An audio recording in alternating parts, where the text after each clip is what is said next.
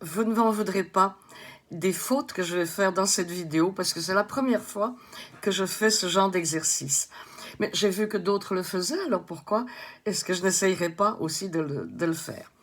Bon, donc, vous le savez peut-être si vous regardez Facebook ou si vous regardez Instagram, sur lequel je suis très très maladroite. Je suis une mamie, comme on dit en France, de 87 ans. Et j'ai décidé, à 87 ans, de redevenir écrivaine. Donc, j'ai décidé d'écrire des livres. Euh, Comme j'ai un peu le sens des choses, je me suis dit, je ne vais pas écrire tout de suite des livres et les envoyer dans des grandes maisons, parce que d'abord, ils sont peut-être pas, ils valent peut-être pas la peine. Et puis surtout, je me suis dit que peut-être une grande maison n'aimerait pas d'investir sur un auteur qui a cet âge-là, parce que ça n'a pas trop d'avenir quand même.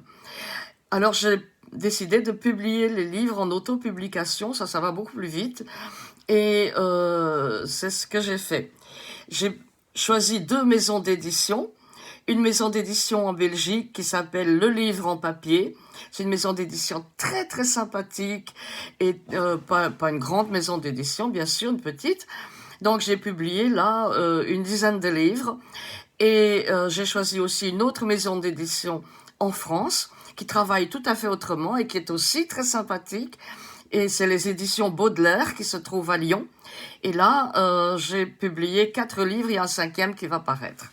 Alors, les 4 livres qui sont publiés chez Baudelaire avaient été publiés aussi au livre en papier.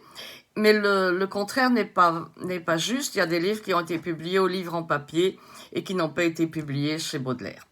Alors, si vous voulez savoir comment vous procurer mes livres, parce que le but c'est ça, hein, je ne vais pas vous mentir. Je voudrais vous vendre mes livres. Et je voudrais vous vendre mes livres, je vais vous expliquer pourquoi à la fin de ceci. Ce n'est pas par orgueil, c'est pas par orgueil, et c'est pas parce que je veux brusquement être sous des projecteurs, c'est pas ça du tout. Je veux vendre mes livres d'abord pour avoir vos critiques ou vos éloges, parce que ça m'aiderait beaucoup à continuer, et surtout pour, si jamais j'ai des droits d'auteur, et normalement je devrais en avoir pour chaque livre que je vends, si jamais j'ai des droits d'auteur, eh bien je désire donner ces droits d'auteur à la Ligue contre l'Alzheimer et à la Ligue de recherche contre le cancer. Je suis trop vieille pour dire que j'ai besoin de gagner ma vie comme ça. Je suis une retraitée pensionnée, comme on dit en Belgique, et donc j'ai ma petite pension et j'arrive à vivre correctement avec ça. Donc, je n'ai pas besoin des droits d'auteur et je les donne d'avance à ces maisons d'édition, enfin quand je les aurai. Voilà. Alors, si vous voulez acheter mes livres, ce que j'aimerais bien, si vous voulez acheter mes livres, vous pouvez regarder pour les éditions Baudelaire, c'est chez Facebook, c'est chez Amazon, c'est chez Décidre et chez Cultura, et vous pouvez les commander dans toutes les librairies indépendantes qui les commanderont là-bas et qui prendront bien sûr leurs bénéfices. Alors, c'est normal ça. Et les livres qui sont publiés en Belgique, vous pouvez les commander directement le livre en papier que vous trouvez sur Facebook.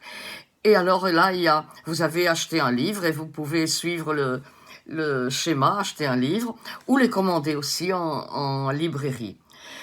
Alors voilà, donc je vous dis la marche à suivre tout de suite.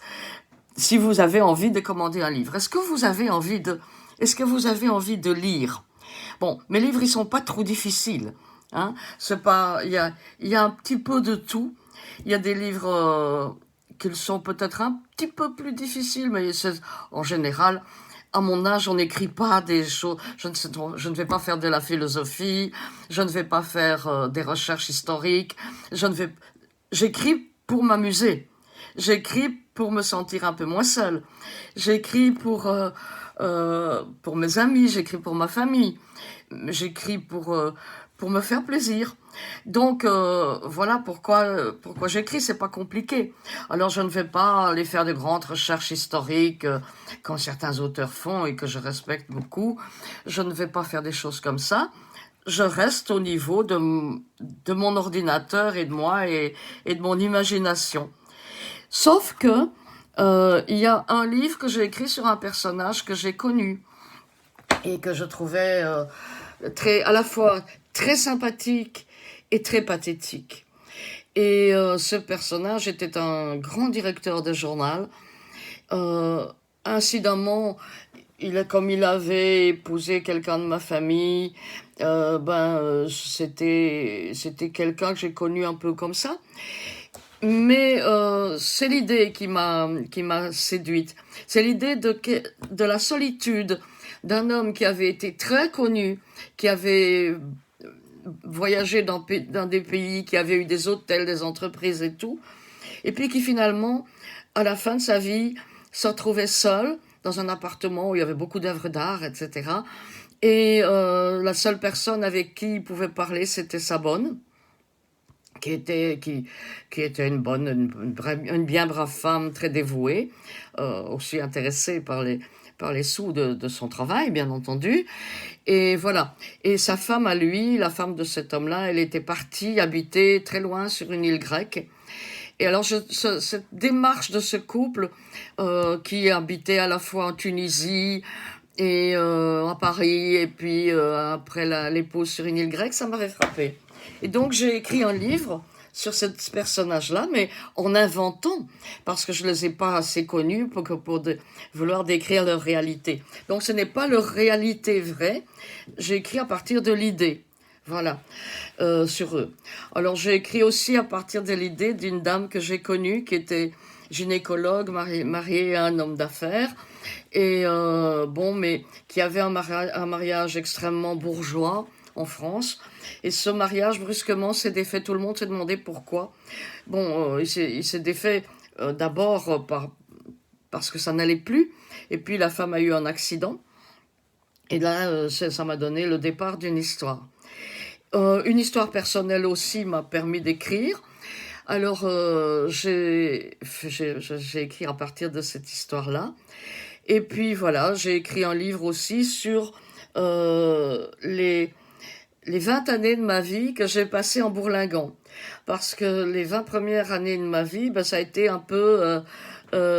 j'étais professeur, mais j'ai pu vendre mon diplôme, si vous voulez, à ce qu'on appelait la coopération technique, ce qui m'a valu de pouvoir partir en Tunisie, en Algérie, puis d'enseigner en France, et puis d'enseigner dans des écoles américaines, ça c'était pas la coopération, d'enseigner dans des écoles américaines que j'ai beaucoup aimées, et puis d'avoir toutes sortes, et d'enseigner au Congo, au Rwanda, au Burundi, non pas au Burundi, au Rwanda et au Congo. Donc ça m'a fait voyager, et j'ai beaucoup aimé ça. Voilà, donc ça c'est un livre qui n'est pas exactement un livre de mémoire parce que j'ai arrangé un petit peu, évidemment.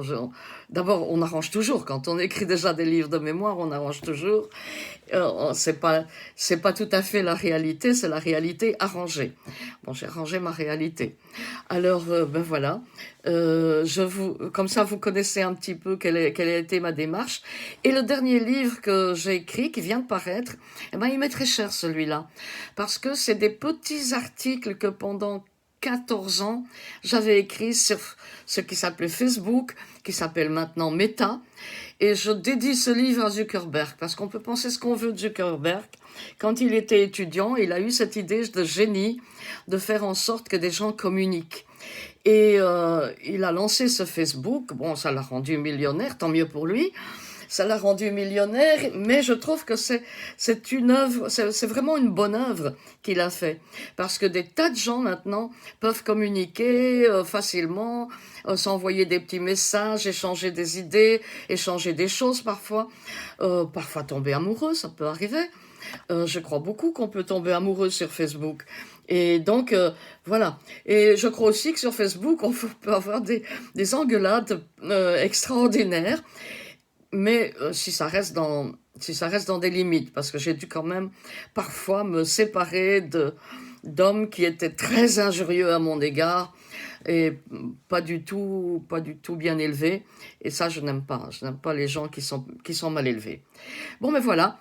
Comme ça, vous me connaissez un tout petit peu plus et on échange d'une autre façon que uniquement par des petits messages. Ça me fait plaisir. Et est-ce que je peux me permettre de vous embrasser tous? Ça me fait plaisir, sauf ceux qui n'aiment pas, ils n'ont qu'à passer ce petit passage-là, qui n'aiment pas, qu'une mamie leur donne un petit bisou. Eh bien voilà, je vous donne à tous un petit bisou et je vous laisse et j'attends vos réactions. À bientôt.